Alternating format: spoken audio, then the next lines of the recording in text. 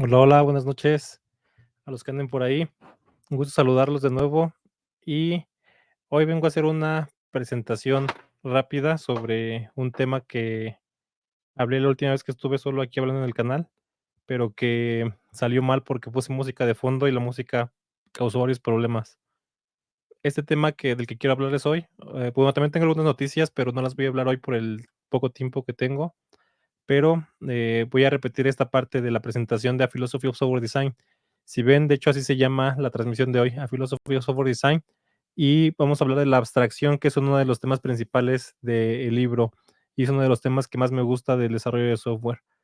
Entonces, denme un segundito para empezar a presentar. Espero presentar ahora sí bien, porque esa vez les digo que la presentación se torció completamente. Mm, y ahí está la presentación. Entonces, lo que quiero hablar de esta presentación, a ver, un segundito, ahí se ve mucho mejor, es, pues, la continuación de la plática. Como repaso, ya hemos visto, las 2 formas de trabajar como desarrolladores de software, y cuáles son las formas en las que te puedes guiar, digamos, para desarrollar. Hablamos que normalmente tenemos 2 formas, que es una guiada por las funcionalidades que le llamamos desarrollo táctico, que es la que los dueños del negocio siempre quisieran que hiciéramos. Es decir, siempre quisieran que estuviéramos sacando un montón de funcionalidades y nunca parar. Pero vimos que esa forma de trabajar es frágil y es poco sostenible a largo plazo. Tiene sus ventajas en el corto plazo, pero en el largo plazo es una forma bastante frágil, justamente como en esta imagen. La segunda forma es el desarrollo estratégico, que es una forma de empezar muy lenta, de hecho, por eso no le gusta a la mayoría de la gente de negocio, pero está pensado en el largo plazo. La principal diferencia entre estas 2, o si te preguntaras en qué se diferencian, es qué es lo que hace avanzar el desarrollo o qué guía el desarrollo. Entonces, dijimos que la funcionalidad que la el desarrollo estratégico, perdón, el táctico, el que está el que quieren sacar las cosas rápido, está llevado por las funcionalidades. El desarrollo estratégico, el que te lleva más a largo plazo, o el que te hace algo mejor en el largo plazo, está guiado por abstracciones. Es decir, tu código o tu software crece porque tiene más abstracciones o mejores abstracciones. Esa es la idea. Pero entonces, para entender bien qué es el desarrollo estratégico y cómo podemos hacerlo, tenemos que entender bien qué es una abstracción. Y la definición básica de las abstracciones es esta, es que cuando hacemos código, normalmente representamos los elementos relevantes del mundo real en el software. Eso es básicamente a lo que nos dedicamos los programadores. Nos dedicamos a entender cosas del mundo real y a buscar la forma de representarlas en un programa. Y ahora aquí entra la dificultad. Esta parte de entender el mundo real puede tener muchas formas y de hecho, hay una frase que dice que cada cabeza es un mundo. Justamente esto es la parte difícil de poner el mundo real en la programación. Tienes que encontrar una forma unívoca o una forma, diferenciada y una forma que no tenga varias interpretaciones de poner el mundo real en el código. Esa es la parte importante. Y luego, justamente por eso existen los lenguajes de programación. Los lenguajes de programación son cosas que nos permiten hacer, representaciones del mundo de manera, digamos que no binaria o sin múltiples representaciones. Eso tienen de diferencia los lenguajes de programación con los lenguajes humanos. Los lenguajes humanos son ambiguos, los lenguajes de programación no lo son. Y eso es lo que nos permite poner abstracciones que no sean ambiguas en el código. Entonces, quédense con esta definición, y es que las abstracciones son la representación de los elementos relevantes de una entidad del mundo real. Entonces, si solamente ponemos los elementos relevantes del mundo real en el código, eso implica necesariamente que le quitamos cosas. Y aquí es donde entra un poquito de la naturaleza humana. La naturaleza humana implica que, como no somos capaces de captar toda la naturaleza en nuestro cerebro normalmente tiene eso, tiene puras abstracciones en su representación interna. Si fuéramos capaces de captar todo el digamos que toda la realidad, todos veríamos lo mismo siempre, no hubiera diferentes interpretaciones del mismo hecho como sucede normalmente. Entonces, los seres humanos normalmente tenemos, pues, representaciones básicas de lo que existe en el mundo real. Por ejemplo, cuando hablas de hoy estaba viendo un video que hablaba de eso, cuando hablas de la guerra, cada quien piensa en cosas diferentes. Por ejemplo, no es lo mismo que le hables de guerra a un soldado que ya fue a la guerra, que le hables de guerra a alguien que está acostumbrado a ver películas de guerra, o alguien que ni siquiera nunca ha visto, nada relacionado con la guerra. Le puedes dar la definición, por ejemplo, pero las 3 representaciones de lo que es la guerra en la cabeza de alguien son muy diferentes, y esas abstracciones son las que tenemos que nosotros llevar ya al código. Entonces, mm, ¿cómo podemos entender más claramente qué es una abstracción? Tengo una serie de imágenes que nos pueden ayudar a entender qué es. La primera de ellas es una pintura famosa del pintor Magritte. Seguramente estoy, asesinando su nombre o lo estoy pronunciando muy mal, pero es una pintura famosa que tiene mucho que ver con esto directamente, con el mundo real contra las representaciones que hacemos del mundo real. Esta pintura en francés dice que esto no es una pipa, ¿no? Y aunque nosotros, cuando nos preguntaran qué es eso que está en la pintura, diríamos que es una pipa, lo que el pintor quería decir es que en realidad esa cosa que estaba ahí es una pintura o una representación de una pipa y no es una pipa en realidad. Entonces, esa es la primera cosa que tenemos que hacer de cuando creamos abstracciones, separar nuestra representación, es decir, hacer una distinción entre nuestra representación y lo que existe en el mundo real. Mm, un libro que se llama Data and Reality, del cual tenemos artículos en el blog, habla acerca de eso, de que cuando nosotros estamos representando datos del mundo real en un sistema computacional, o de hecho en cualquier sistema que quiera capturar datos, lo que estamos haciendo es entendiendo ese elemento del mundo real, buscando sus cosas relevantes y poniéndolo ahí. En este caso, por ejemplo, Magritte lo que quería ilustrar bueno, o lo que quería hacer parecer aquí era una pipa en realidad, y esos elementos del mundo real los representó aquí mediante una pintura. Nosotros hacemos algo muy similar, pero en vez de hacerlo de manera gráfica, lo hacemos mediante datos y líneas de código. Otro ejemplo en el que podemos entender que es una abstracción, es este. Esta cosa de aquí es un render de una casa y al igual que en la pintura anterior, ya sabemos que no es la casa en realidad en primera y sabemos que es una representación bueno, en este caso arquitectónica le diría, o en un render de una casa. Tal vez en esta casa lo que se quería lograr, o más bien en esta representación lo que se quería lograr era hacer que notaras cómo es que la casa iba a quedar al final, por ejemplo, ¿no? O cómo se veía iluminada por el sol de la tarde, o cómo se iban a ver los materiales y los colores elegidos. Esta representación o esta abstracción de la casa tiene cierto objetivo y es la primera cosa que tienes que pensar. ¿Qué objetivo tiene la representación que estás haciendo o la abstracción que estás haciendo de tu elemento del mundo real? Entonces, esta abstracción, e em, elimina cosas del objeto completo, ¿no? Una casa completa tiene un montón de más detalles que les digo que de por sí nuestro cerebro no es capaz de captar, ¿no? Pero tiene otras cosas como, por ejemplo, el sistema eléctrico y el sistema de agua, plomería, ¿no? O tiene detalles sobre cómo son los cuartos, o tiene, no sé, a la mejor esta casa tiene un techo en el cual hay cosas que no se están expresando aquí o no se están poniendo. Entonces, vean cómo esta abstracción está mostrando o está eligiendo ciertos elementos del objeto de la realidad y los está mostrando y está ocultando o eliminando otros. Esto es con el objetivo de que primeramente se pueda comprender y segunda, esta abstracción cumpla con su función, que es, en este caso, comunicar cómo va a quedar la casa finalmente. Imaginemos que esta imagen que viene es otra abstracción de esta misma casa. Esta abstracción es mucho, mucho más sencilla, pero igual puede cumplir un propósito. Imagínense que esta casa o esta abstracción de la casa se usa para ponerse en un mapa, en el cual se representa esta casa junto con otros elementos del vecindario, por ejemplo, o de la ciudad. Y entonces esta casa, mm, o este dibujo, lo que nos muestra es cómo está la casa ubicada con respecto a otras cosas, y también te comunica otros elementos informativos de este objeto o de este elemento del mundo real. Te comunica, por ejemplo, cómo se relaciona con las casas del vecindario, qué tan cerca tienes el supermercado, o si pasa un río por ahí, o cosas similares. Eso es esa función está cumpliendo esta casa, ¿no? Que básicamente es un identificador. No te dice nada más del objeto del mundo real, que tal vez su ubicación. Y esa es una abstracción también válida de la casa.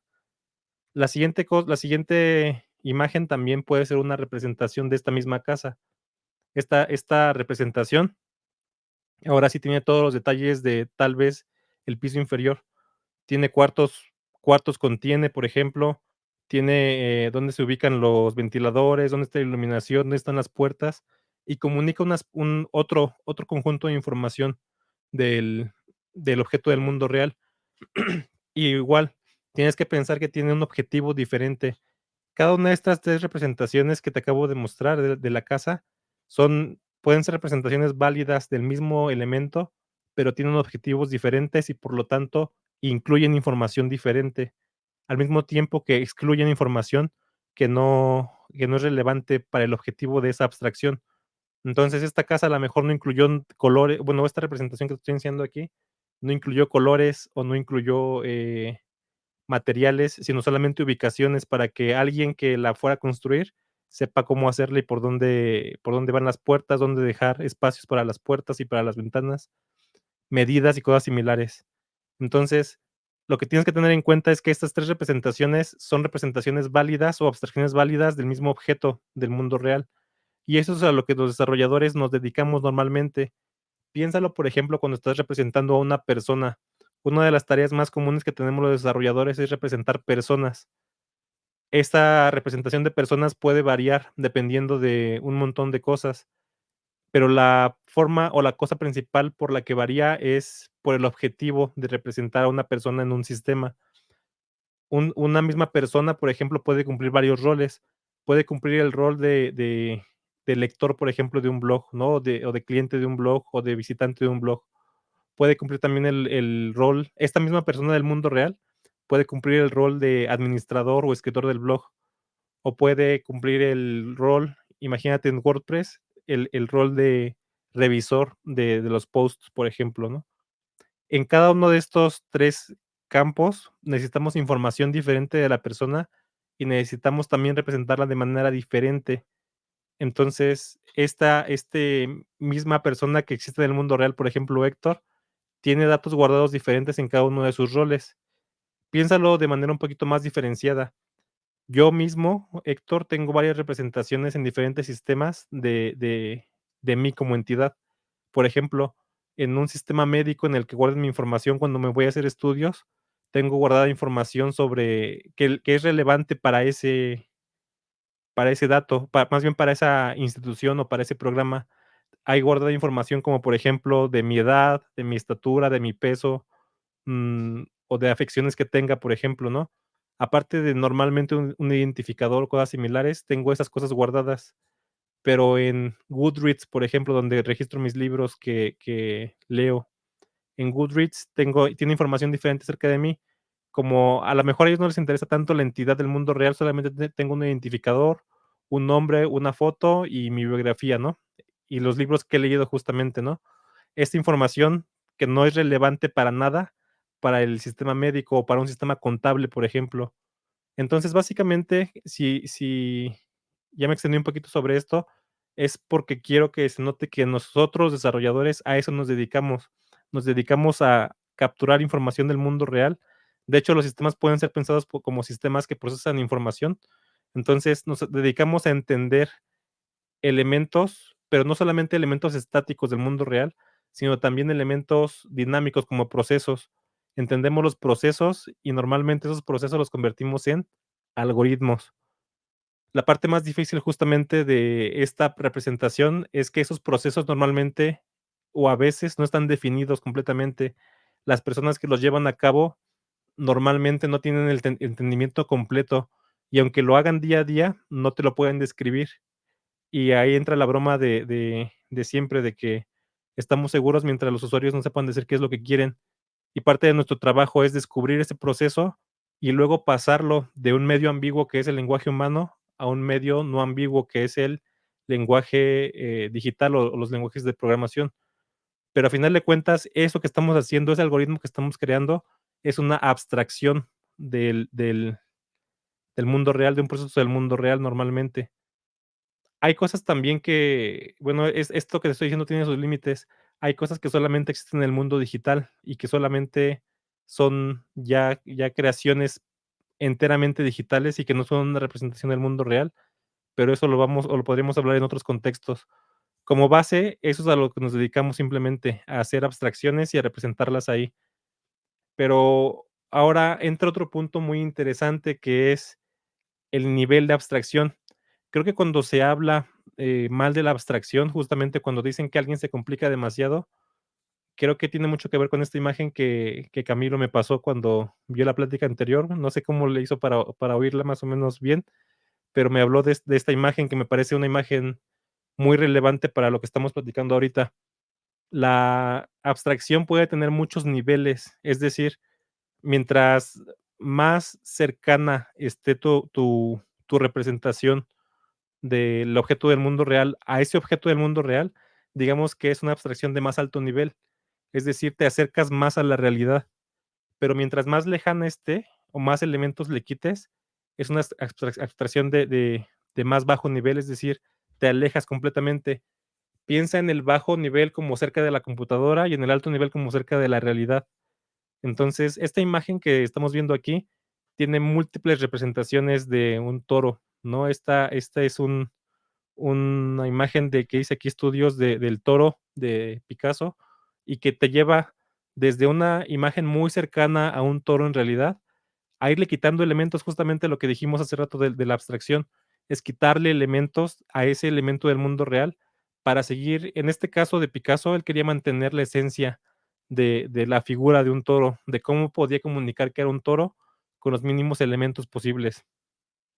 Entonces, ve cómo sucesivamente le fue quitando elementos a la imagen del toro, hasta convertirla básicamente en algo que podrías dibujar con 2 o 3 líneas, y sigues entendiendo que es un toro. Bueno, y la última imagen ya cuesta un poquito de trabajo entender que es un toro, pero en el contexto se entiende claramente que es un toro. Creo que la que se entiende sin contexto es la penúltima. Pero bueno, eso es básicamente lo que muchas veces pasa en la programación. Nosotros tenemos una representación como esta, digamos, que del mundo real. Imagínense que a alguien les pasa un proceso que es esta representación, y los programadores la podemos transformar cada vez más hasta dejar esto que parece, o que ya cuesta un poquito de trabajo entender que es un toro. Creo que esa es la abstracción contra la que se habla cuando se dice que no se tienen que crear demasiadas abstracciones. Yo estoy más o menos de acuerdo con esa idea, con la idea de que no tienes que sobreabstraer o no tienes que quitarles los elementos esenciales a algo o sobrecomplicar las cosas justamente. Y aquí entra algo que pasa normalmente en programación. Entender una abstracción de este nivel, por ejemplo, es mucho más difícil que entender una abstracción de este nivel. Justamente es de lo que se quejan muchos programadores. Sobreabstraer te puede llevar a crear programas sumamente complejos, ¿no? Entonces, hablando de la abstracción y temperándolo un poco con lo que luego se vive en los sistemas, tienes que encontrar el nivel correcto de abstracción para la representación de tus cosas. Un ejemplo o por ejemplo, un carrito de compras, ¿no? Un carrito de compras es una abstracción realmente del mundo real, pero, ¿en qué nivel dirías que está la abstracción de un carrito de compras realmente, tan cerca de la realidad?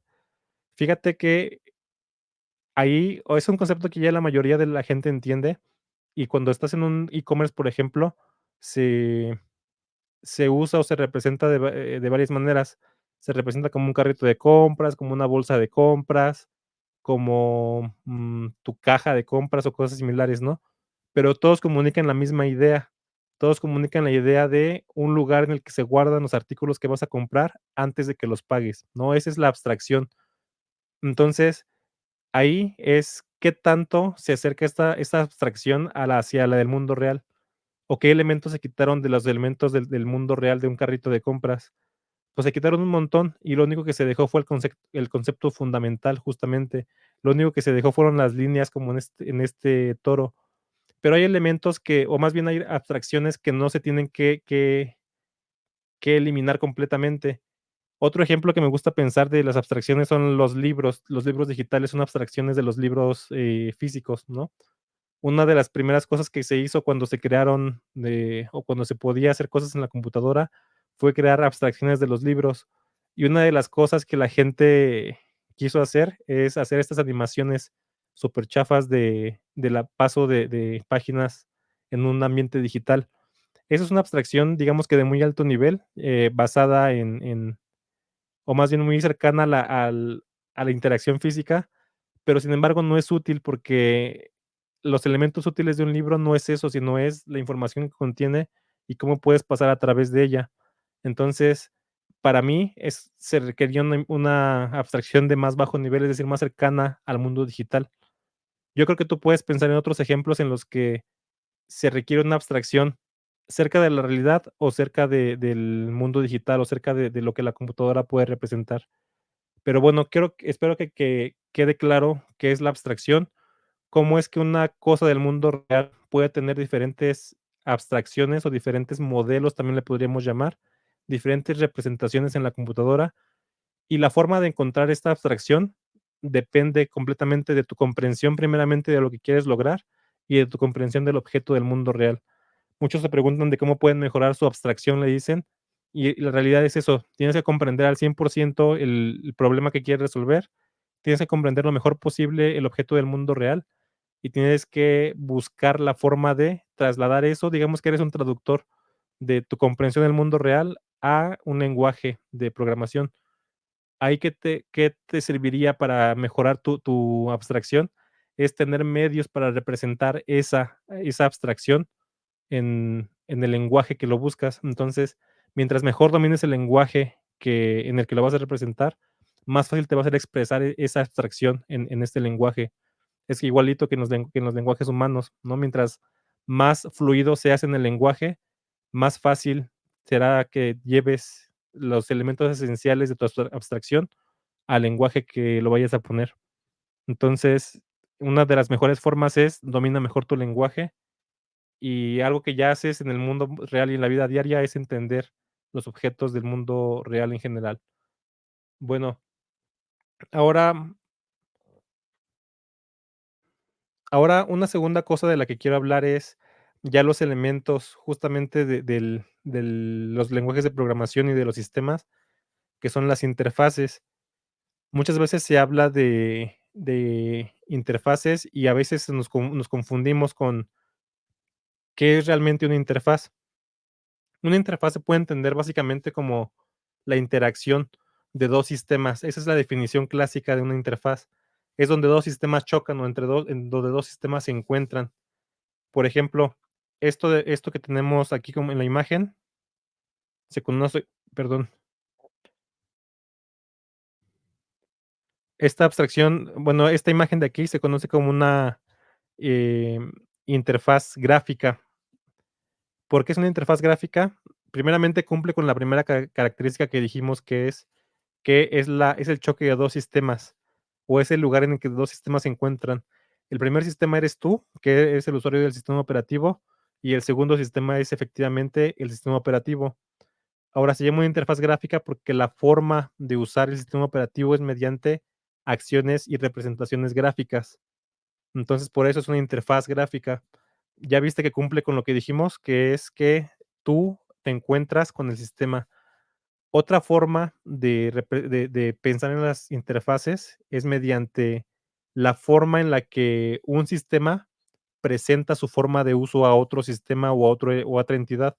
Entonces, digamos que esta interfaz es una interfaz gráfica porque es la forma en el que en el sistema operativo te presenta sus funcionalidades y te permite usarlo. Esa es básicamente la idea. Entonces, pensando en esta definición, todo lo que los aparatos, por ejemplo, nos proveen para usarlos, como por ejemplo una computadora y su teclado y su pantalla, esa es su interfaz de la computadora, o en un radio.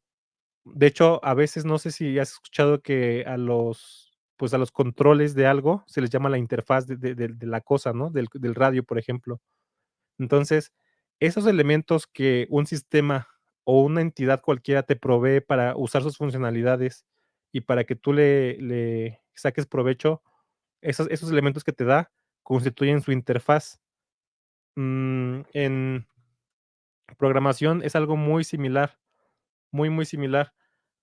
Cuando se habla de APIs, que básicamente su traducción es, interfaces de programación de aplicaciones o Application Programming Interfaces en inglés. Básicamente lo que te están dando es una forma de usar programáticamente, o sea, si la interfaz gráfica te da una forma de usarlo gráficamente, la interfaz de programación te da una forma de usar algo mediante justamente programación, una forma programática de usar ese sistema.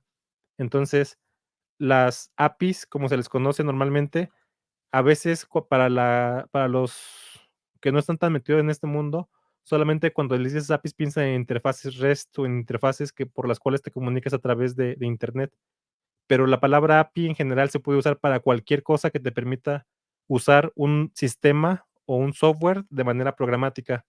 Entonces, en el libro justamente de A Philosophy of Software Design se habla de las APIs y bueno, de hecho en el mundo anglosajón en general, siempre que se habla de un objeto de programación o una entidad de programación como un módulo, una librería, una biblioteca, un framework o algo así, se dice que te provee una API. Es decir, te provee de una forma de usar esta cosa de manera programática o mediante un lenguaje de programación. Siempre que tú, o sea, siempre que tú programas una clase, por ejemplo, y pones un objeto o algo similar, esa te da una forma de usarlo, y eso básicamente es su API. En los lenguajes de programación orientados a objetos, por ejemplo, en Java o en C++ o en casi cualquier otra cosa, tú programas la clase o el objeto directamente para que tenga una interfaz pública, es decir, para que se provea una forma de que otros elementos del software lo usen. Y esta interfaz justamente es una abstracción. Todo lo que te proveen los sistemas es bueno, todo lo que un elemento del software te provee es una abstracción que te permite solamente entender los rasgos básicos de ese elemento que estás representando. Por eso es muy importante saber diseñar las APIs. Ese es uno de los elementos fundamentales de un buen programador, que sepa diseñar la cara de sus elementos que provee para otras partes del sistema. Y lo más interesante justamente de esto es que las APIs o las interfaces esconden cosas atrás de ellas. Una API buena solamente te debería proveer lo mínimo necesario para que uses ese elemento sin proveerte detalles de implementación. De hecho, el libro del que estoy hablando, justamente se trata de eso todo el libro, en pocas palabras. Se trata de que diseñes buenas interfaces y de que ocultes los detalles innecesarios. ¿Por qué es bueno ocultar información en el sistema? Piénsalo justamente en el ejemplo de restaurante. Cuando normalmente se habla de APIs, un ejemplo que usan para exponerte es el restaurante.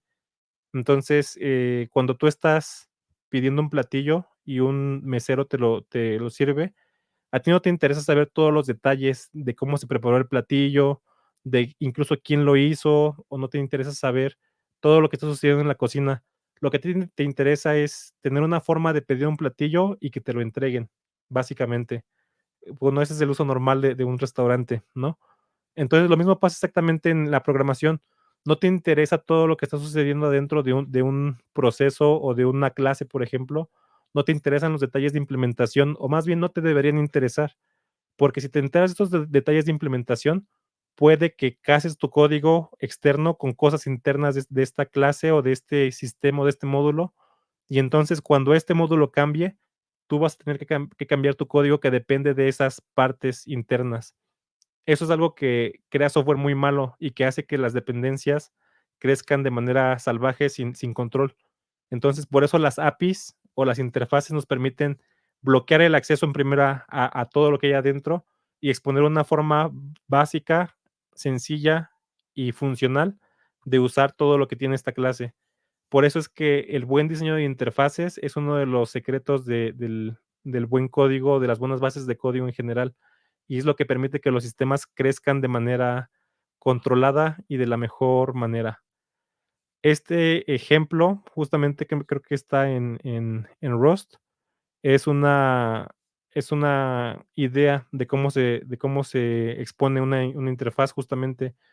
Una interfaz puede estar constituida por una serie de módulos, digamos, una serie, perdón, de funciones que dice, básicamente, lo que mi objeto o lo que mi elemento de programación te va a dar es estas funciones: abrirlo en Excel, cerrarlo en Excel, obtener un worksheet, eh, parsear un worksheet, leer una fila y leer una celda, por ejemplo, ¿no? Esto es lo que mi objeto te va a proveer. Ahora, ¿cómo lo logro? Justamente ese no debería ser problema de quien usa esta interfaz.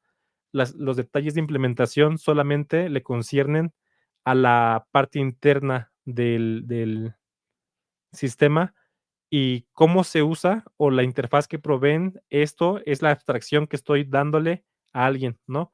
Entonces, otra forma de entenderlo es, por ejemplo, en los métodos de pago. Cuando se requieren muchas abstracciones, por ejemplo, es cuando vas a hacer las mismas operaciones con diferentes objetos, ¿no? Mm, piénsalo en el caso de las tarjetas de crédito. Las tarjetas de crédito tienen múltiples proveedores, por ejemplo, tienen Mastercard y tienen Visa y tienen otros en otros países. Pero las tarjetas de crédito todas tienen las mismas funciones, digamos que es básicamente 2 cosas, ¿no? Capturar y cobrar. Y bueno, a la mejor checar que está viva la tarjeta. Esas son las 2 cosas que te provee un método de pago, ¿no?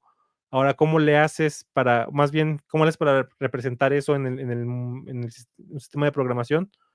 Básicamente, eso representa sus funciones básicas, que es su interfaz, y luego los detalles y de implementación internos ya dependen de cada uno de los métodos de pago, por ejemplo, ¿no? O los métodos de pago en general también tienen esas funcionalidades. Imaginemos que se paga mediante una billetera digital, que no es una tarjeta de crédito, sino una billetera digital. Este método de pago debería de cumplir con lo mismo exactamente, y eso son las abstracciones. Entonces, espero que haya quedado claro por qué son importantes las abstracciones y cómo es que te ayudan a programar. Y de hecho, lo que quiero más que quede más claro de todo es que a eso te dedicas, a crear abstracciones, y que mm, lo que consiste esto es en entender el objeto del mundo real, entender el proceso del mundo real, sea como mediante un algoritmo o algo similar, y representarlo en tu lenguaje de programación o en tu sistema. También hay diferentes niveles, y lo que estamos haciendo cuando estamos creando interfaces o que estamos creando objetos de programación y dándoles una interfaz, lo que estamos haciendo básicamente es crear abstracciones. Eh, y bueno, la siguiente semana o en la siguiente presentación vamos a hablar de, ahora sí, los 15 principios que John Osterhout da en su libro de A Philosophy of Software Design, pero esta plática de qué son las abstracciones era completamente necesaria antes de pasar a sus 15 principios, que todos dependen básicamente de la abstracción. Entonces, espero que esta plática te haya gustado y déjame tu comentario si te sirvió o te ayudó. Entonces, nos vemos la siguiente semana y gracias por estar por aquí.